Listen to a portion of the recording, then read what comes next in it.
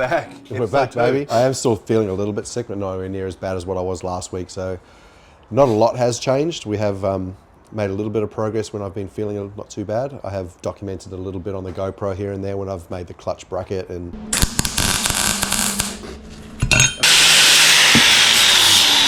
So I just got a little brass fitting that I found in my drawers, machined it down so I can basically press it in here rather than wearing out a hole in here.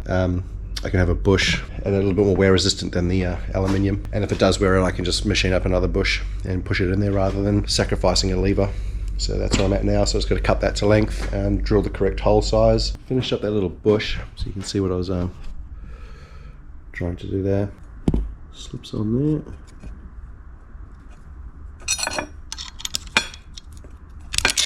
And that clips in there. Bit of an idea of how the clutch is going to work. It's that little brass bush that I put in there. I'll push the pedal and now we have a clutch. And as the pedal bottoms out, I've adjusted it so that the lever bottoms out a millimetre after. So we've got a bit of adjustment there. It's utilising the factory pedal and cable.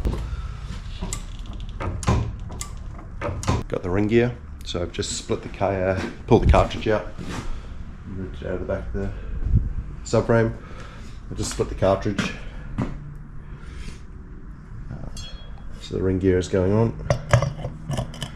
So that is my reverse. It could also be a brake.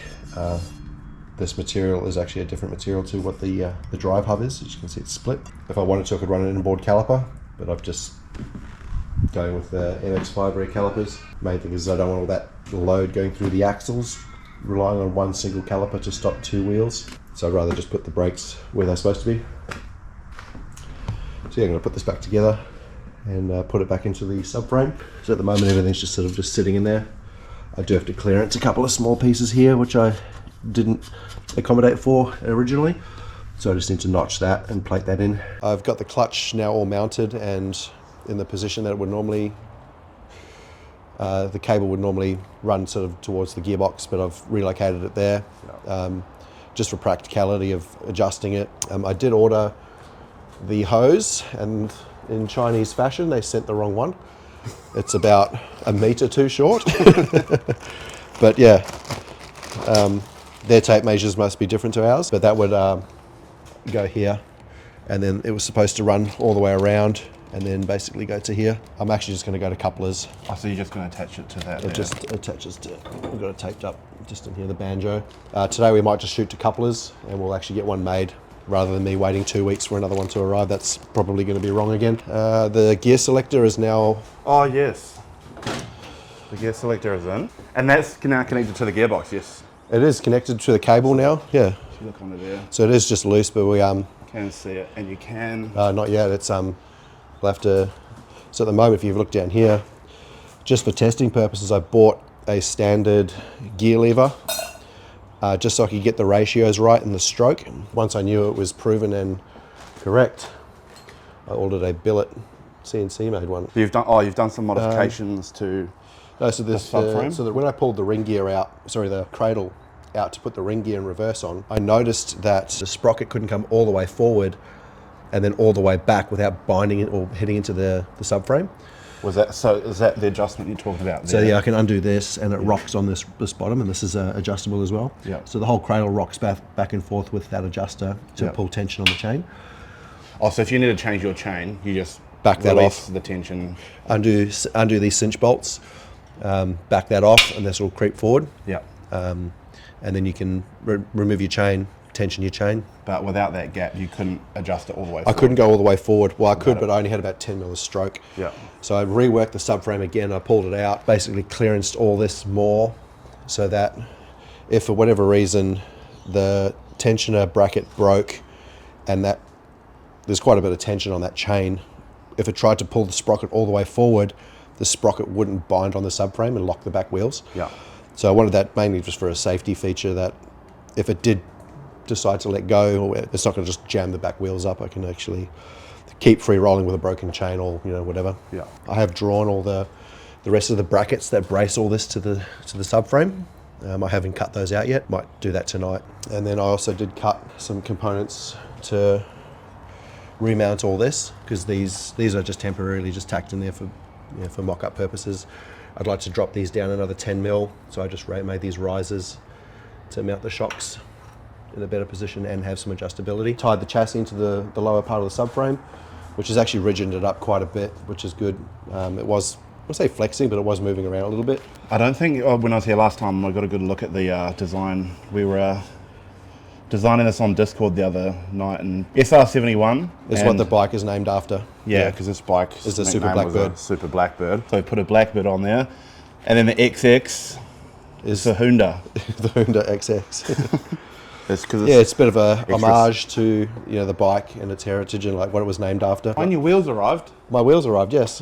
One set? Oh, both sets? Both sets. The other set's here as well. I don't know what you would call them. They are just Chinese reps of, I'm not sure what wheel it is. So I've gone 16 on the rear and 15 on the front. The reason behind the different wheel diameter is not only aesthetics, but the drop knuckle only just allows for a 15, but it touches in some spot, like depending on your offset and bits and pieces. So I was like, I'm gonna go 16 on the rear. And they got the semis. Got semis on it, yeah. So this is the track setup, and then the TE reps will be the drift setup. I actually got 17s for the rear. I went with 17s on the rears just because usually at the track that's what they've got lots of. Like Zach at Mobile Tyre Tech, who does my tyres, and shout out to Zach for any time I need tyres. He's literally same day, if not the next day, he's got them fitted and at a really good price. So, and he can just rock up to your place. And he's mobile. He did it at my driveway.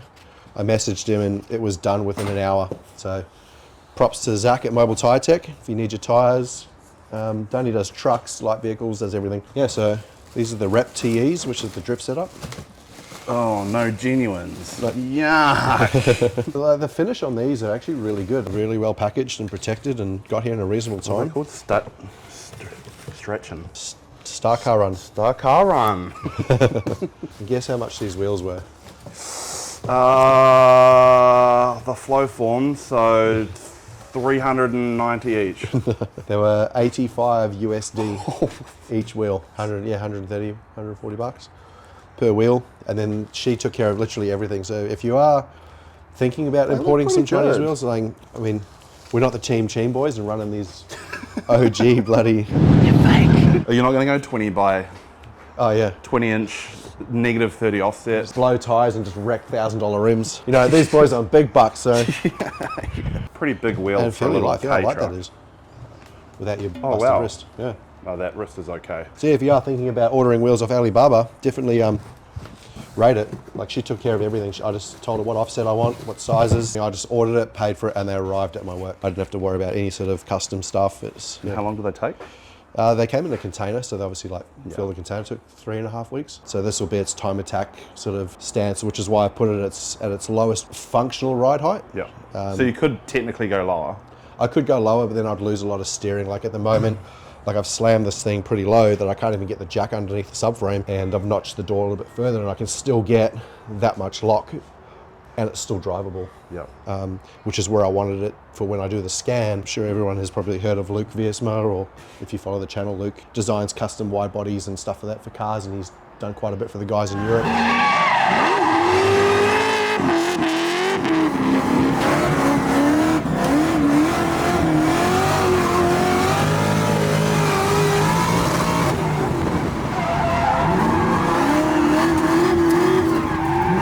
He's going to help me design the wide body for it. So he wanted me to make sure it's at its lowest possible driving position, so he can base the body kit off that for clearance purposes, and I can basically run the car as low as I want and still be functional. I didn't want to just slam it and not be able to turn or drive. And yeah, that's what I would have done. I ordered the airbox. Originally I was just going to make, which we 3D printed. Oh yeah, you've got a new 3D printer. I bought a 3D printer, yeah, so I could, because the plan is to 3D print the wide body in sections, just for cost purposes. Like getting a custom kit made is ridiculously expensive. So we're going to chop it up into sections, glue it all together, and probably just flop a mold over it. But I was going to run some throttle body trumpets and stuff, so we 3D printed some just for a trial. And then after doing some research, the engines make a lot more horsepower with the standard airboxes. I can't remember what the exact formula is, but I think it's like 40% of the engine's capacity in volume for the airbox makes them run really well.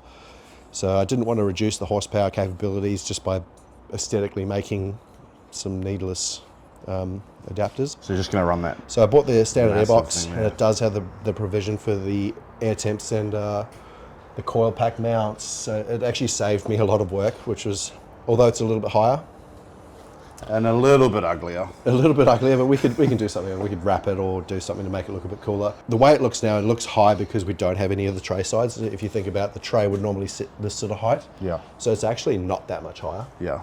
And have you decided if it's going to be like completely exposed or? I'd like to just run the sides and then maybe partially infill this section with the top of the engine protruding. I think that stuff at the back looks really cool. Yeah. I'd like to have that still visible so people So can appreciate one it of my better. thoughts was actually to run, I've got some MR10, you can see that big tall plastic in the corner, that's Yep. MR10 bulletproof glass. Bulletproof. Yeah, for CNC machines, in the doors, they actually have to have a special grade. Well, it's not a glass, but it's a Perspex MR10 polycarbonate. If a job or tooling comes out of the machine, it doesn't chop their head off. Believe it or not, that's about $4,000 worth of polycarbonate. Yeah, so I actually thought about putting that, like rib nutting it in over this section to sort of expose the chain and all that sort of stuff. Oh yeah, show us your little chain guard. Oh, my little, oh, here it is, yeah.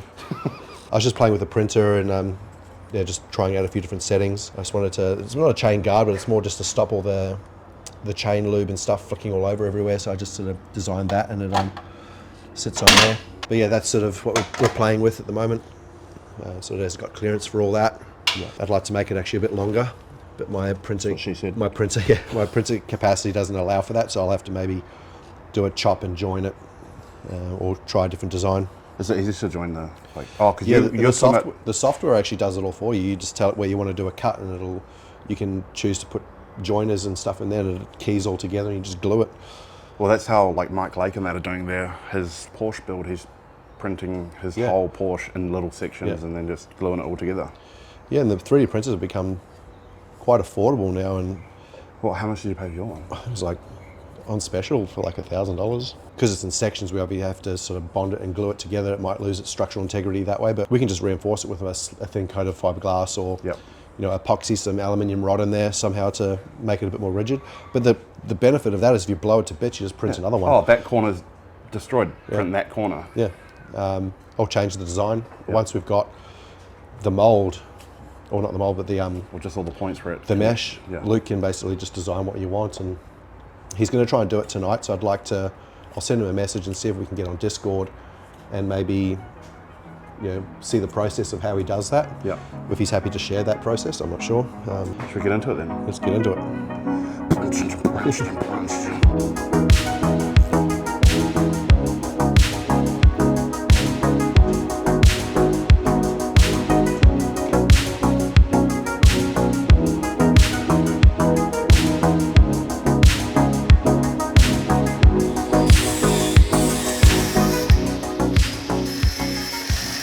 Cut the original, or the same side as this over here. We've cut it off and I've remade these brackets just to position the shock a little bit higher because just when it was resting in its natural position, the shock was leaning down a bit. So you can see I've managed to push this down a bit further and also raising the shock with a few more adjustments there. So we grabbed a seat from Brenton at SDF just to borrow it to see if we can fit this in the truck. It is a big boy seat. So Yeah, he did. He's like, you're not going to find a seat much bigger than this. That is what size is that? Jumbo. Yeah, big boy, hard against the backrest. Oh, that's. All right, it'll Do close. you reckon you can try and? Do you reckon you can sit in it? Climb over the wheel. Just have your head outside the windscreen. Yeah. It's actually pretty comfy. I mean, it's loose. Actually, it doesn't look too bad. You wouldn't want very two. big You seat. would not want two broad-shouldered lads in there. I have to make a taller yeah. gear lever. I mean, the seat will probably be narrow because if I go hard against the edge, it's pretty loose. I don't think you can get a pair of these in. I don't think so. That looks like it's past center. Getting in and out of the seat is going to be... Just have a detachable door. And it doesn't have the cage in it yet. Oh yeah. So it's going to have the door bars and... Just get a roof hatch. Luckily, the main hoop is actually on the outside of the car. So, Yeah. so we're going to continue on with the suspension. We just popped out to get the seat from Brenton just to make sure we could get it to fit.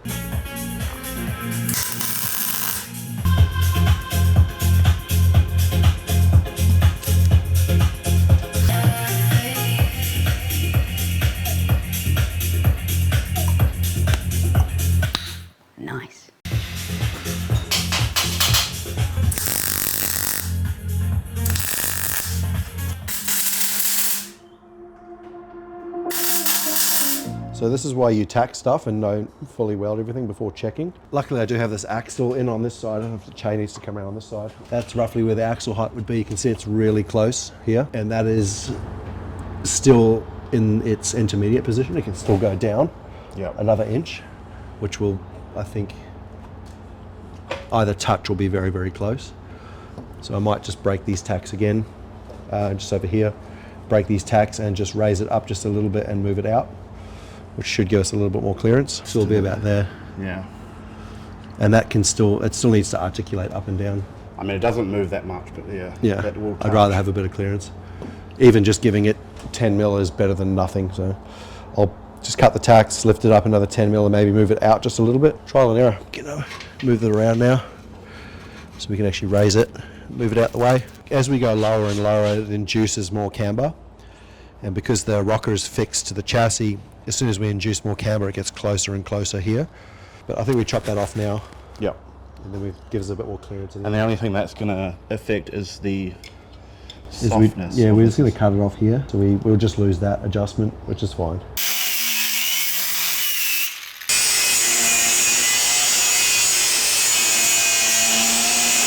A lot more clearance now. Yep.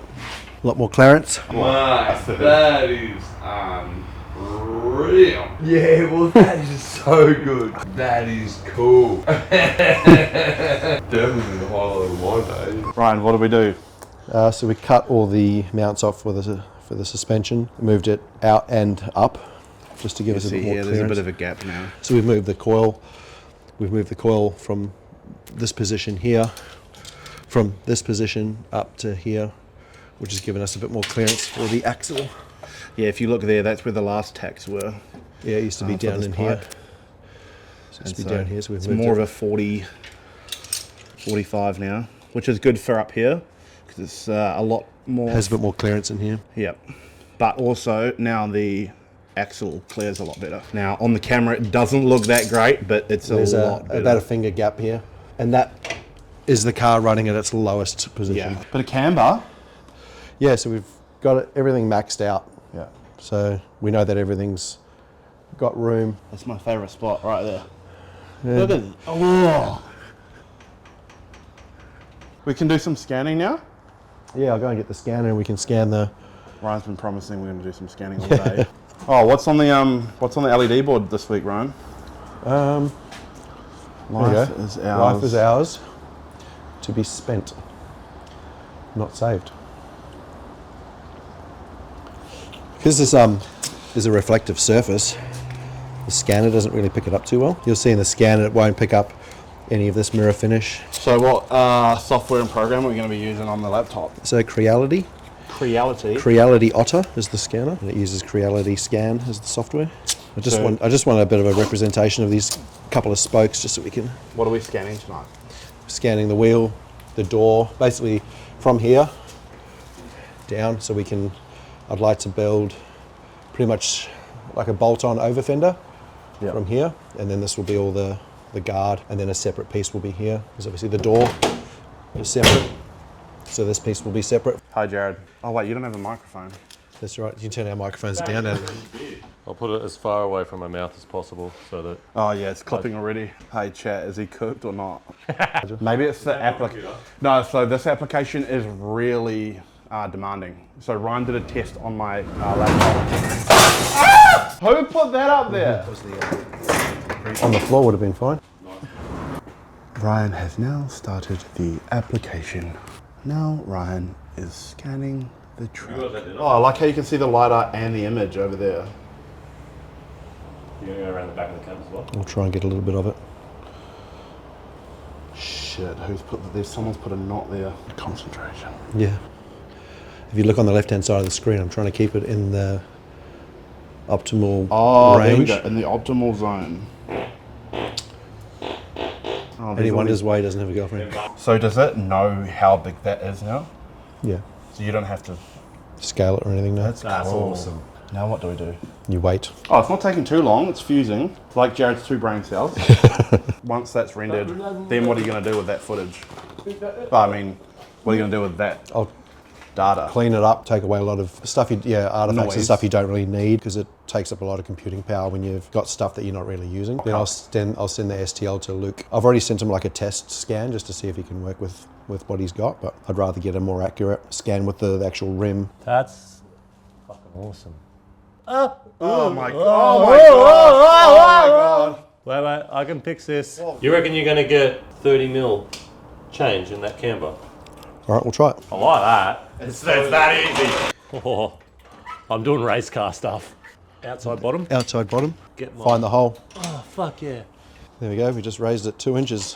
What did I say that was 230. before? 230. So we got about 10 to 15 mil stand back up then. Yeah, so we just raised the car 2 inches then just by pulling the pin. See, the lighting was terrible in here.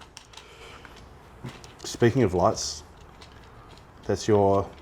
Did you buy these new? Yeah, these are just off eBay. Your brake lights? They will be the brake lights, yeah. I just took the little bracket off that they would normally mount to. Between the mufflers, I'll just laser cut a little bracket and Oh, sponsored by Domino's. they'll just go between the mufflers. Just a single one? Just a single, like Formula 1 style. DRS. Nice. And then that's the brake. Sick. And the yellow should be indicator. Oh! Looks like an SR71 booster. There you go. A couple of little thrusters. Your mum knows about thrusters, Joe. Wrap it up for the night. Or Yeah, well, the suspension ended up taking way longer than what we thought. Ran into a few hurdles with the axle hitting, and we had to go to Brenton's twice. yeah, got some more 38mm tube to rework all that. But I'm glad we checked it before we actually committed to fully welding it. So we'll try and tackle some more tomorrow, hopefully. So what do we got next? I'm gonna get some more gas for the MIG and then hopefully burn in the chassis because it has just been tacked for such a long time that That's a big call. Out. Like, that's it for this episode. oh, you got to slap the camera. Hey? That's so fucking cringe.